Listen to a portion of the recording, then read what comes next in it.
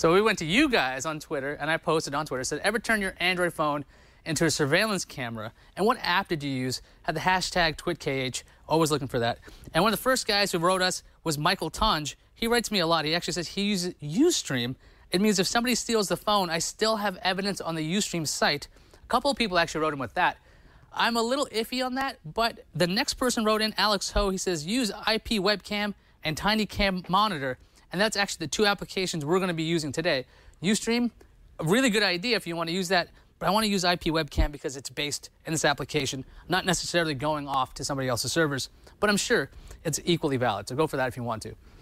So what you need for Android to make it into a webcam, you need something called IP webcam. It's a free application. It's incredibly powerful, and it runs on Android 1.6 and higher.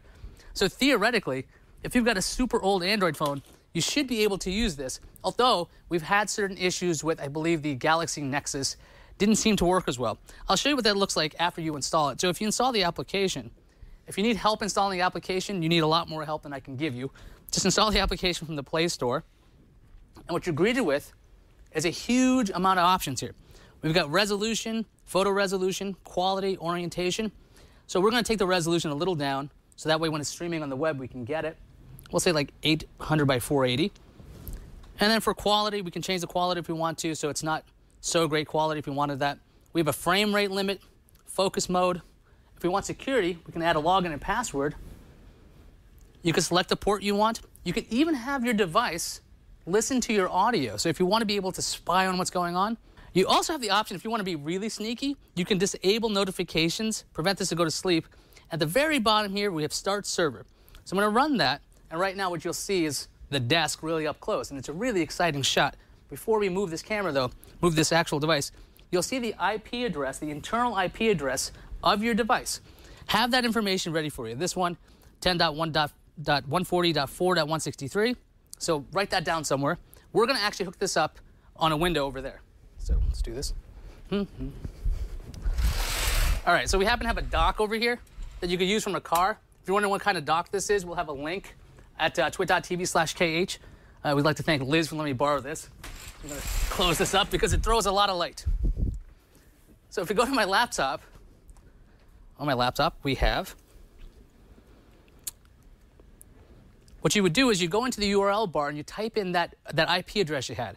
And what you get, this is crazy, as long as you're on the same network as that device, you'll actually see this Android webcam server. And if I want to, I can say use JavaScript to update frames in browser.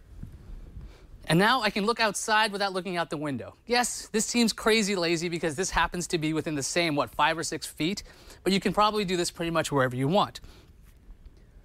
So you see the outside, we've got moving trees, we've got a breeze, you've got an idea of how that works. And that's just on the web, that's on the web browser side. So if you've got any device that has a web browser, you just need that IP address within your network to get that. But if you want to actually access your viewer on an Android device, you should try out an application called TinyCam Monitor Free. Now I need to go get my phone back to show you how that works. TinyCam Monitor Free is another free application. And what it lets you do, it lets you see other devices, other cameras on your actual Android device. So what I'm going to show you is another camera I've set up somewhere else at another house. TinyCam Monitor Free. So right now, you can actually manage a camera. And you can see you got lots of options here. So you can just add a camera, and what you would do is the same kind of thing. So if this is a second Android device, you would go ahead and put in your camera name, something you actually recognize later on. You can tell what kind of camera vendor, and you'll see that IP webcam for Android is one of the options. You'll put in your host name, your IP address that I showed you before. Make sure you keep that there.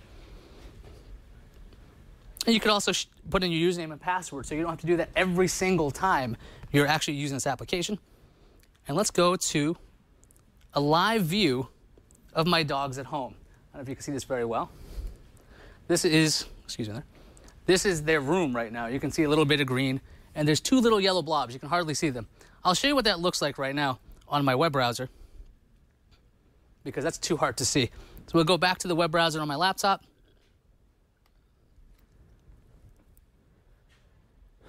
So this is an actual live view at my house of my sleeping dogs. Now, I have tried to prod them by calling my home phone.